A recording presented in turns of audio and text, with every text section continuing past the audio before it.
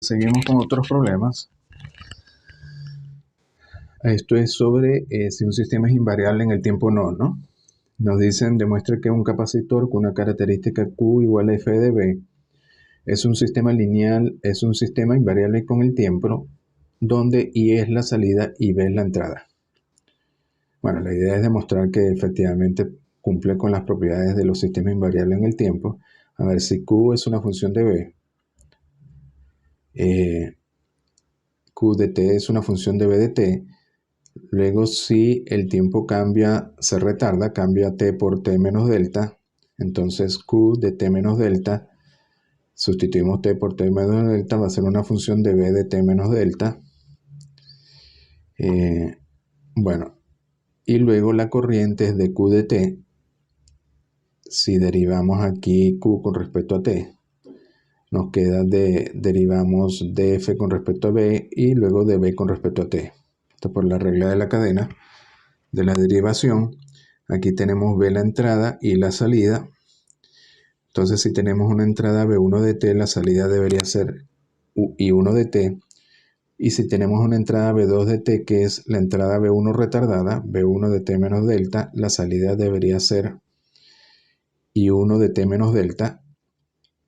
Y debería ser entonces la derivada de f con respecto a b evaluada en B1 por la derivada de B1 con respecto a t. Ahora podemos verificar 6, diciendo que bueno, la salida a B2 de t y 2 de t, donde I2 de t entonces la derivada de f con respecto a b evaluada en B2 de t por la derivada de B2 con respecto a t. La derivada de f con respecto a b de B2 sería, B2 es B1 de t menos delta por la derivada con respecto a t de B2, que sería la derivada con respecto a t de B1 de t menos delta. Ahora, esta derivada con respecto a t de B1 de t menos delta, sigue siendo la derivada de B1 con respecto a t, ¿no? ¿Por qué? Porque si evaluamos B1 en t menos delta, es decir, cambiamos t por t menos delta, va a quedar la función original B1 de t y una función que dependa de delta. Al derivarlo, como esto es constante, solo va a quedar la función original B1 de t. Entonces esta derivada al final es igual a la derivada de B1 con respecto a t. Pero resulta que esto efectivamente es I1 en t menos delta. Entonces verificamos que I2 de t, que es la respuesta a B1 de t menos delta, sería I1 de t menos delta y sería invariante en el tiempo. Aquí, bueno, esto que acabamos de ver lo podemos verificar acá. Si B1 de t es t, B1 de t menos delta sería t menos delta. Y la derivada de B1 de t menos delta sería la derivada de esto, que, como esto constante sería simplemente 1, que es la derivada de B1 de t, de B1 con respecto a t. O sea que esto no tiene efecto en esta derivada. Aquí es para un inductor, demuestra que un inductor con una característica phi igual G de I es uno invariante en el tiempo donde B es la salida y la entrada. Bueno, aquí hacemos lo mismo. El enlace de flujo es una función G de I. El voltaje es la derivada del flujo con respecto a t, es decir, el flujo con respecto a I por dI de t. Y hacemos lo mismo. Si I igual a I1 de t, la salida va a ser B1 de t. Y si la entrada es I2 de t es igual a I1 de t menos delta, es decir, retardada, la salida B2 de t va a ser la derivada de phi con respecto a I evaluada en I2 por la derivada de I2 con respecto a t. Aquí queda igual a esto, I2 sería I1 de t menos delta igual acá, pero esta derivada es esta, y al final esto es B1 de t menos delta directamente. Entonces verificamos que la salida sería B1 de t menos delta y por tanto sería invariante en el tiempo.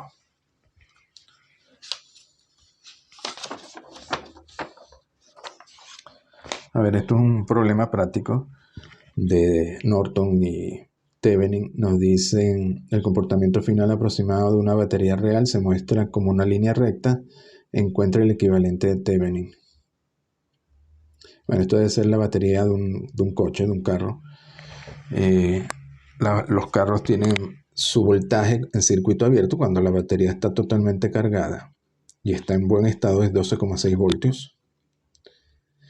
Y nos dicen que, bueno, en este caso varía linealmente. Entonces nos piden el equivalente de Thevenin. Bueno, la resistencia de Thevenin la sacamos del gráfico. Como es una línea recta, sería la resistencia de Thevenin sería la resistencia interna. Sería 12,6 menos 11,5 entre 100 menos 0. Y da 15 miliohmios. Y luego el voltaje de Thevenin sería el voltaje a circuito abierto, es decir, cuando la corriente es 0. Y eso lo sacamos también del gráfico, porque cuando la corriente es 0, el voltaje es 12,6, entonces queda el voltaje de Thevenin 12,6. Y la resistencia interna sería 15 miliohmios. A ver, aquí nos dicen la función B, es decir, este voltaje de salida entre 1 y 2, en la red de la figura A es igual a 0. Quiere decir que el voltaje en circuito abierto es 0. Y esto es una red lineal. En B, si se ponen en cortocircuito las terminales en A, ¿qué pasa con la corriente en B y en C? Aquí ponemos un corto y aquí ponemos una resistencia R. Bueno, el voltaje en circuito abierto, B o C, es 0 porque aquí no lo dicen. Ok, de A directamente el voltaje de Thevenin es 0. Entonces, ¿qué hacemos? Formamos la red equivalente a la izquierda de 1, 2. Sería el voltaje de Thevenin que es 0 y una red. Sería la red equivalente vista entre 1 y 2. ¿Y qué pasa si ponemos un corto aquí en B? Bueno, si esto está en corto, esta corriente I, si esto es 0, aquí también hay 0, entonces la corriente en la red sería 0 y por tanto I sería 0. Y si ponemos una resistencia R en vez del corto, también sería 0, porque la corriente sería simplemente, como es una malla, el voltaje en Thevenin entre esta resistencia más R, pero como esto es 0, daría 0. Bueno, de esto se trata el problema, interpretar Thevenin y Norton. Aquí es parecido, nos dicen el voltaje 1, 2 en la red A es igual a B.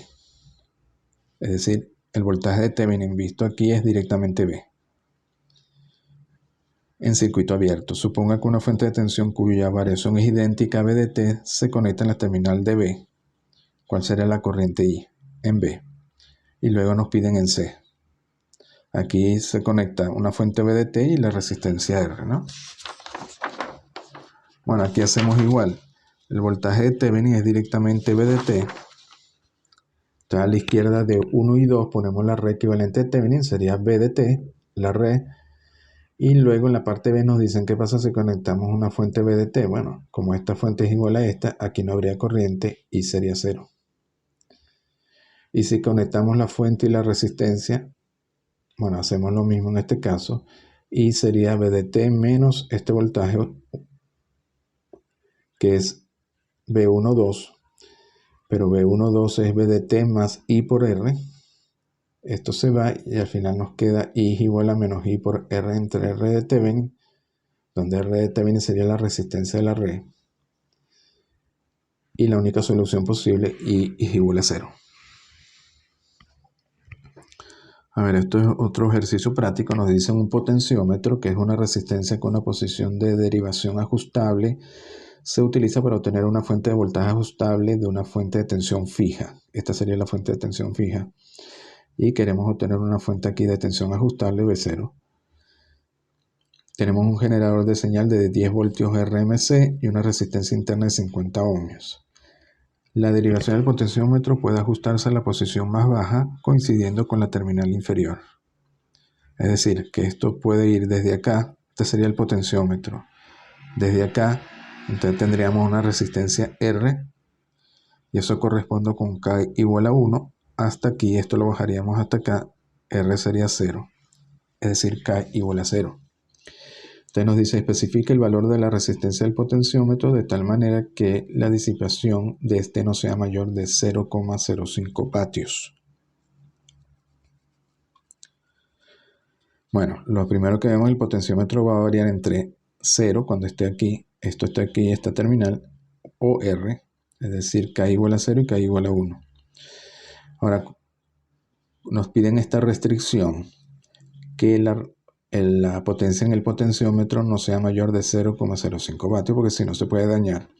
Entonces tenemos que ver el peor caso para el potenciómetro. La disipación mayor ocurre con el potenciómetro ajustado a R, es decir, K por RR o K igual a 1, es decir, acá. Cuando la resistencia en el potenciómetro sea mayor, porque en ese caso la potencia disipada será mayor. Y luego nos dice esta disipación debe ser menor de 0,05 vatios.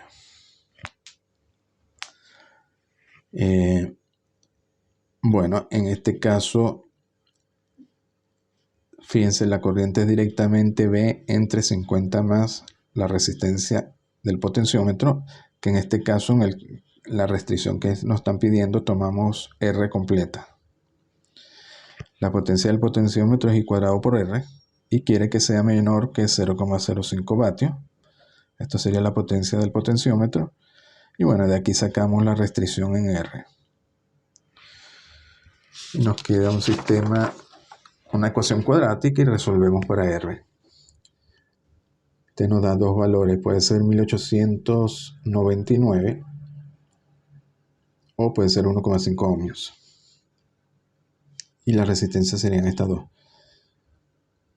En este caso elegimos R igual a 1,5 ohmios para tener la variación mayor en el voltaje V0 con K. Eso lo vamos a ver aquí. Bueno, aquí la salida sería el divisor de voltaje, sería V por RK entre RK más 50. Bueno, esto se refiere, perdón, a esta parte. A la segunda parte nos dice si K es la fracción de la resistencia del potenciómetro, incluida entre la terminal inferior y la superior, entre este punto y este.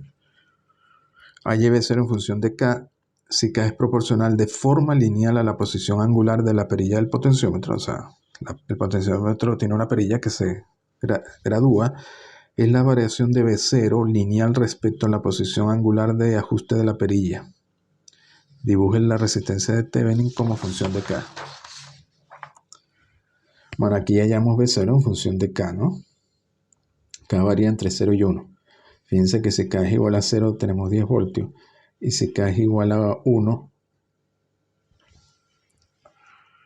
tenemos 10 entre 34. Bueno, lo primero que vemos es, primero nos dicen K es lineal con la posición angular de la perilla.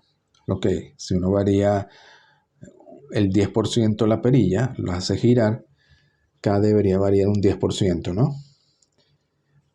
Es decir, K se puede representar como A por tita, donde tita es la posición angular y K sería lineal con tita, porque esto sería una constante.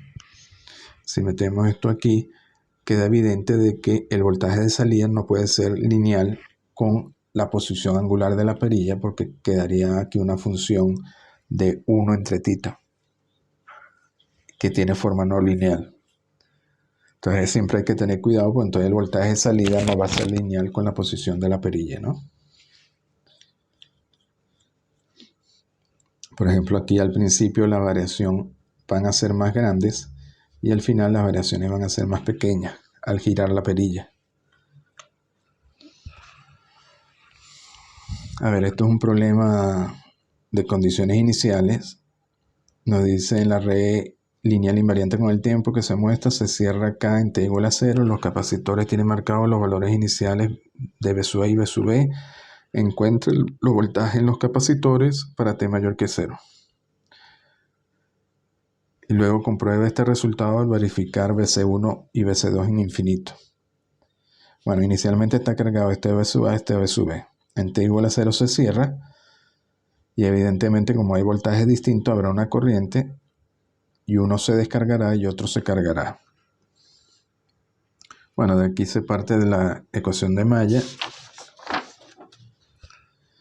La corriente es la corriente, una sola corriente, que es la corriente del capacitor 2 y del capacitor 1, solo que tiene signo contrario. De aquí despejan BC1 y BC2 y le queda en función de la integral. Y va a tener, bueno, se va a tomar como solución que tiene forma exponencial decreciente. Bueno, aquí primero de 4 y 5, de 3 y 4, 3, 4 y 5 lo colocamos en la ecuación de malla original, que sería esta. Nos va a quedar en función de las integrales, y aquí para sacar las integrales derivamos respecto a t. Entonces nos quedaría r de i de t, nos quedaría esta derivada, sería menos 1 entre c1, esto se va, queda i de t, esto se va porque es una constante, y aquí quedaría menos 1 entre c2, y aquí sacamos fuerte con i de t, y expresamos c' como esta suma, que sería esto aquí después, c' sería c1 en paralelo con c2, y nos queda esta ecuación diferencial que describe el comportamiento del circuito para t mayor o igual que 0. ¿Y qué hacemos ahora? Ahora que tenemos esta ecuación, ponemos la solución 6 aquí en 9, y ya resolvemos, y podemos resolver para K1, y nos queda entonces, K1 tiene que tener esta forma, es R por C1, C2 entre C1 más C2, es decir, R por C'. Y nos faltaría entonces esta condición inicial K, y para eso recurrimos a I en 0. I en 0, recuerden, justo en t igual a 0, al cerrar el circuito, esto está cargado a B sub A, esto a B sub B, así que I en 0 es directamente B sub A menos B sub B entre R. Pero de aquí, de la solución, si hacemos t igual a 0, I en 0 sería K. Y de aquí sacamos K, sería esto. Entonces obtenemos I de t, luego con I de t lo ponemos en 4 y 5, integrando, y hallamos BC1 y BC2. Tenemos BC1 como función de t y BC2. Y bueno, de hecho podemos de una vez verificar aquí BC1 en t igual a infinito. Si esto es infinito, esto se va y quedaría simplemente BC1 igual a esto. BC2 hacemos lo mismo, ponemos t igual a infinito. Y nos quedaría esto. Y verificamos efectivamente que BC1 y BC2 en infinito son iguales. ¿Ok? Lo cual era de esperar que estos voltajes en t igual a infinito sean iguales, porque al final la carga se redistribuye y queda un voltaje único y la corriente cae a cero. De hecho, aquí vemos que en t igual a infinito la corriente tiene que caer a cero. Y verificamos que estas ecuaciones están bien. Podemos verificarlo, por ejemplo, en t igual, si la corriente es cero en t igual a infinito, podemos usar el hecho de que la carga se conserva. La carga total es BAC1 más B sub BC2, pero esto sería en t igual a 0, es decir, al inicio. Y al final, ambos tienen un solo voltaje que llamamos B en infinito, y quedaría multiplicado por C1 más C2. Y de aquí ya despejan B en infinito y le da exactamente igual a este y a este. Esto quiere decir que estas dos ecuaciones están bien hechas.